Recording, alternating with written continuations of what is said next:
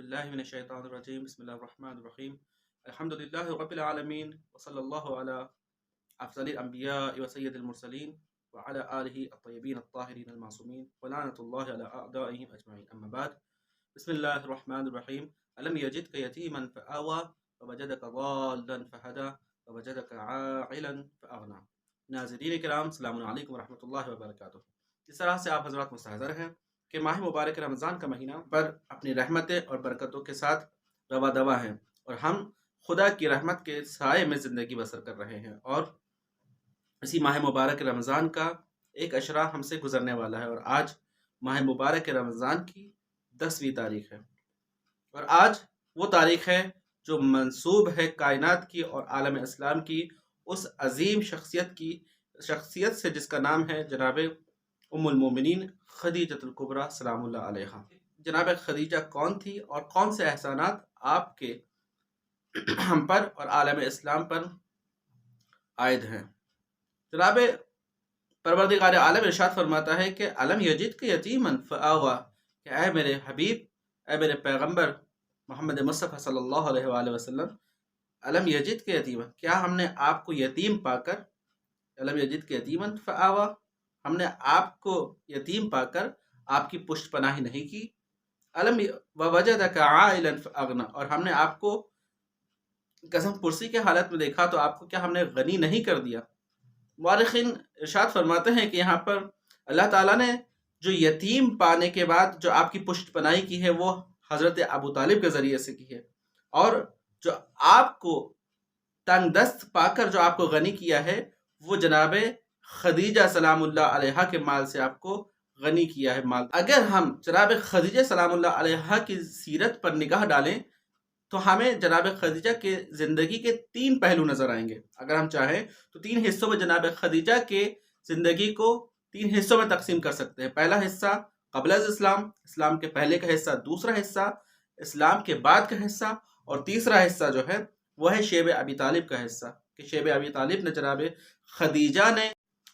جناب خدیجہ سلام اللہ علیہا کو عالم اسلام نے کچھ القابات سے نوازا ہے، اسلام سے پہلے بھی اور اسلام کے بعد بھی۔ اسلام کے پہلے جو آپ کو لقب اور القابات دیے گئے تھے لوگوں کے جانب سے وہ تھے طاہرہ، سیدہ، ملکۃ العرب اور ام المساکین۔ کیوں آپ کو ان القابات سے نوازا گیا؟ مورخین کہتے ہیں کہ آپ کو سیدہ کہا جاتا تھا۔ سیدہ کیوں کہا جاتا تھا؟ کیونکہ آپ اتنی زیادہ قریش اور عرب کو قرض دے چکی تھی، وہ لوگ آپ کے اتنے مقروض ہو چکے تھے کہ لوگ آپ کو سیدہ کے نام سے پکارتے تھے، سیدہ کے نام سے مخاطب ہوتے تھے کہ سیدہ نے ہم کو قرض دیا ہے، یعنی جناب خدیجہ سلام اللہ علیہا۔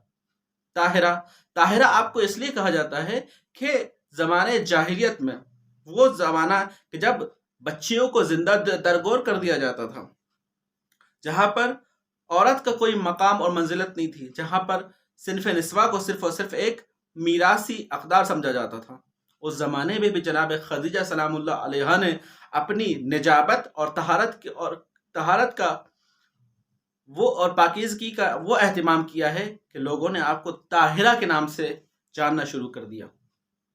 اس کے بعد آپ کو کہا جاتا ہے ملکۃ العرب۔ آپ سب جانتے ہیں کہ جناب خدیجہ ایک سکسیسفل بزنس وومن تھی، ایک تاجرہ تھی، یعنی آپ تجارت کیا کرتی تھی، آپ کے قافلے جایا کرتے تھے، یمن تک جایا کرتے تھے، یمن سے اور سیریا، شام جایا کرتے تھے، تو آپ ایک سکسیسفل بزنس وومن بھی تھی۔ اس کے ساتھ ساتھ آپ نجابت اور پاکیزگی میں اپنے آپ مثال نہیں رکھتی تھی۔ آپ کو ملکۃ العرب اس لیے کہا جاتا ہے کہ آپ عرب کی سب سے زیادہ ثروت مند خاتون تھی، سب سے زیادہ دولت مند خاتون تھی، یہاں تک کہ دیکھا جاتا ہے کہ خود مکے کے اندر آپ کے پاس زمینیں تھی نہ، بلکہ مکے کے اطراف میں بھی آپ کے پاس ہزاروں ایکڑ میں زمینیں تھیں، اس لیے آپ کو لوگ ملکۃ العرب کہتے تھے، یعنی اتنی دولت تھی آپ کے پاس کہ آپ ایک ملکہ کا خطاب رکھتی تھی، ملکۃ العرب کا خطاب رکھتی تھی۔ اس کے بعد جو آپ کا چوتھا لقب ہے وہ ہے ام المساکین۔ ام المساکین یعنی کیا؟ ام المساکین یعنی فقیروں کی ماں، مسکینوں کی ماں، تنگ دستوں کی ماں۔ کیوں آپ کو ام المساکین کہا جاتا ہے؟ کہا جاتا ہے اس لیے کیونکہ جناب خدیجہ نے اپنے محل کے ایک گوشے کو مخصوص کر رکھا تھا کچھ غریبوں کے لیے، مسکینوں کے لیے، یتیموں کے لیے. یعنی جو غریب آپ کے پاس آتا تھا تو آپ اسے اپنے محل کے ایک گوشے میں، غریب آپ کے پاس آتا تھا تو آپ اسے اپنے محل کے ایک گوشے میں جگہ دے دیتی تھی. یعنی عالم وہ تھا کہ اس دور میں جب بچیوں کو درگور کر دیا جاتا تھا، اور جب ایک ماں دیکھتی تھی کہ میرے گھر میں ایک بچی کی ولادت ہوئی ہے، تو وہ ماں اپنے گھر والوں کے ڈر کے مارے کہ کہیں میری بچی کو زندہ دفن نہ کر دیا جائے، وہ ماں اپنے بچی کو کپڑے میں لپیٹ کر جناب خدیجہ کے محل کے دروازے کے پاس چھوڑ کر آ جاتی تھی کہ میری بچی محفوظ رہے. اور جناب خدیجہ کے خادم باہر آ کر اس بچی کو لے لیتے تھے، اور اس بچی کی کفالت کی ذمہ داری خود جناب خدیجہ سلام اللہ علیہ اپنے سر لے لیتی تھی اور اس بچی کو پرورش کرتی تھی. یہ وہ ہے ام المساکین. یہ پہلا حصہ جناب خدیجہ سلام اللہ علیہ کی زندگی کا اسلام کے پہلے. اسلام کے بعد جب آپ نے سنا کہ جناب خدیجہ ایک تاجرہ تھی، تجارت کیا کرتی تھی، اور آپ کے قافلے جایا کرتے تھے شام اور یمن تک. اسی طریقے سے خود نبی کریم صلی اللہ علیہ وآلہ وسلم ایک مرتبہ جناب خدیجہ کے قافلے کو لے کر جا رہے تھے.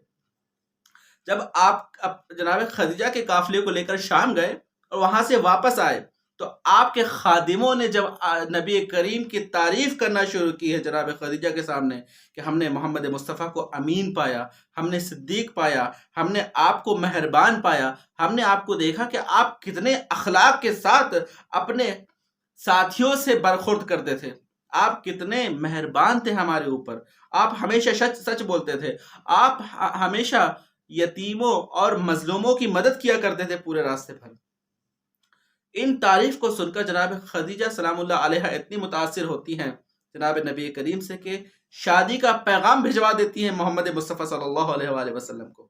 جب یہ پیغام خود محمد مصطفیٰ صلی اللہ علیہ وآلہ وسلم کے پاس جاتا ہے تو آپ مشورہ کرتے ہیں جناب ابو طالب علیہ السلام سے. جناب ابو طالب کی اجازت کے بعد جناب نبی کریم حضرت خدیجۃ الکبریٰ سے نکاح اور عقد فرماتے ہیں. یہ وہ پہلی خاتون ہیں کہ جس سے نبی کریم نے عقد کیا. یہ وہ پہلی خاتون ہیں کہ جس سے نبی کریم علیہ السلام کو اولاد صالح، اولاد جناب خداوند عالم نے اولاد سے نوازا. یہ وہ پہلی خاتون ہیں کہ جو خود نبی کریم صلی اللہ علیہ وآلہ وسلم پر سب سے پہلے ایمان لے کر آئی. ایک مرتبہ حضرت عائشہ تنزیہ الفاظ میں نبی کریم کو ارشاد فرماتی ہیں، تانا دیتی ہیں کہ کیونکہ نبی کریم مسلسل جناب خدیجہ کی تعریفیں کیا کرتے تھے، مسلسل آپ کا تذکرہ کرتے تھے، مسلسل آپ کو یاد کیا کرتے تھے، تو یہ دیکھ کر جناب عائشہ نے ایک مرتبہ نبی کریم کو تانے میں کہا کہ خدیجہ میں سوائے ایک بوڑھی عورت کے علاوہ آپ کو کیا دکھا؟ سوائے ایک بوڑھی عورت کے علاوہ جناب فرماتے ہیں کہ بھلا اس کے جیسا اور کون ہو سکتا ہے؟ جناب خدیجہ کے جیسا بھلا اور کون ہو سکتا ہے؟ اس نے اس وقت مجھ پر ایمان لایا کہ جب سب میرا انکار کر رہے تھے. اس نے اس وقت میری مدد کری کہ جب سب نے اپنے ہاتھوں کو میری مدد سے کھینچ لیا تھا.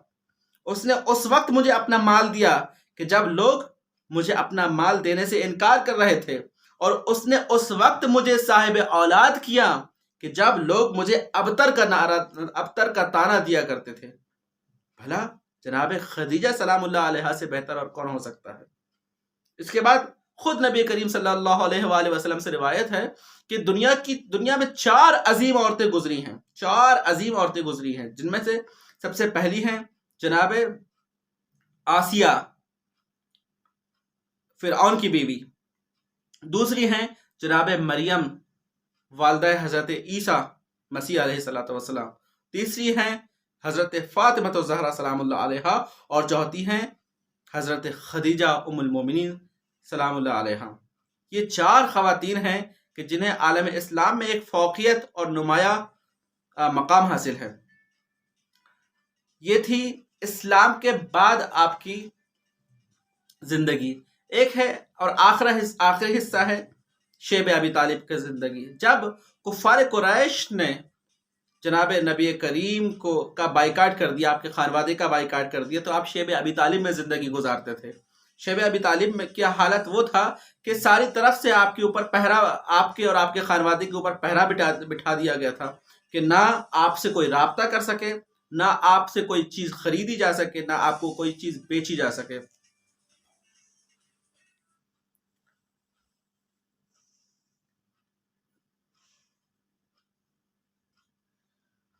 تو اس وقت جناب خدیجہ سلام اللہ علیہ نے اپنے سارے مال کو اٹھا کر نبی کریم کے قدموں پہ ڈال دیا کہ یہ میرا مال ہے، جس طریقے سے چاہے آپ اسے خرچ کریں۔ جناب نبی کریم نے 3 سال تک خود اور پورے قریش کو، پورے بنی ہاشم کو اس مال خدیجہ سے پالا ہے۔ جناب خدیجہ، ایک وقت وہ بھی آ جاتا ہے کہ جب جناب خدیجہ سلام اللہ علیہ کا سارا مال ختم ہو جاتا ہے، اور نوبت وہ آ جاتی ہے کہ گھر میں فاقے کی نوبت، فاقے کر رہے ہیں لوگ، ایک ایک کھجور کے 4 حصے کر کر 4 حصوں میں اس کھجور کو بانٹا جاتا ہے۔ اور یہی وہ حالت تھی کہ جب جناب خدیجہ سلام اللہ علیہ ان مصیبتوں کو برداشت نہ کر سکی، اور آخرکار 10 محرم 10 بعثت کو یہ ملکہ اسلام، یہ محسنہ اسلام اس دنیا سے کوچ کر جاتی ہے، اور نبی کریم کو آپ کی رحلت کا اور جناب ابو طالب علیہ السلام کی رحلت کا وہ داغ، وہ صدمہ دل پر پہنچتا ہے کہ آپ اس سال کو عام الفیل کے نام سے موسوم کر دیتے ہیں، یعنی حزن والا سال۔ نبی کریم اس سال کو، پورے سال کو حزن اور غم کا سال قرار دیتے ہیں۔